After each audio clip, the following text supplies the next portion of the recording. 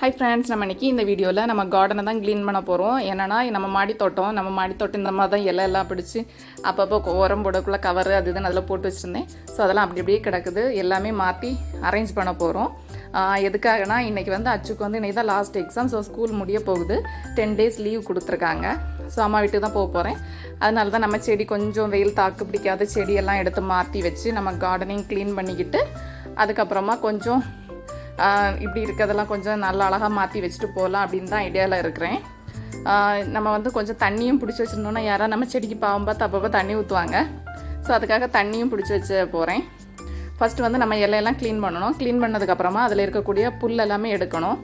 அந்த வேலை தான் இப்போ பார்க்க போகிறோம். ஃபஸ்ட்டு எல்லாமே இலையெல்லாம் க்ளீன் பண்ணியாச்சு, புல்லும் எடுத்தாச்சு. இனி இதெல்லாம் வாரி மாற்றணும். புல் இருந்த இடத்துல இந்த ஒரு பிளான்ட் கிடச்சிது. இது இன்டோரா அவுட்டோர் பிளான்ட்டா என்னன்னு தெரியலை. ஸோ அதையுமே எடுத்து தனியாட்ட ஒரு பாட்டில் நட்டு வச்சாச்சு. நம்ம கேசவர்த்தினிலையுமே ஒரு இலை ஒரு பூ காஞ்சி போயிருக்கு. ஸோ அதில் சீடு எடுக்கிறதுக்காக அதையும் எடுத்து ஒரு பாட்டில் போட்டாச்சு. ஸோ அதோட முளைப்பு திறன் எப்படின்னு தெரியலை. முளைச்சா முளைக்கட்டும்.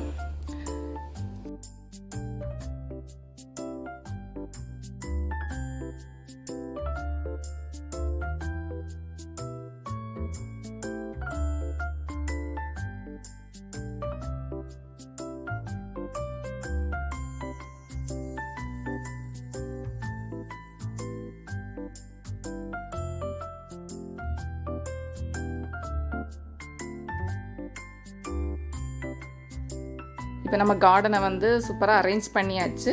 ஸோ இனி நம்ம கார்டனை கொஞ்சம் இந்த வெயிலேருந்து காப்பாற்றலான்னு நினைக்கிறேன். பார்ப்போம் நம்ம வரும்போது எவ்வளோ செடி இருக்குது அப்படின்ட்டு தண்ணி ஊற்றுவாங்க. Thank you friends. என்னோட வீடியோ உங்களுக்கு பிடிச்சிருந்தா லைக் பண்ணுங்கள், ஷேர் பண்ணுங்கள், மறக்காமல் நம்ம சேனலை சப்ஸ்கிரைப் பண்ணுங்கள் ஃப்ரெண்ட்ஸ். தேங்க்யூ.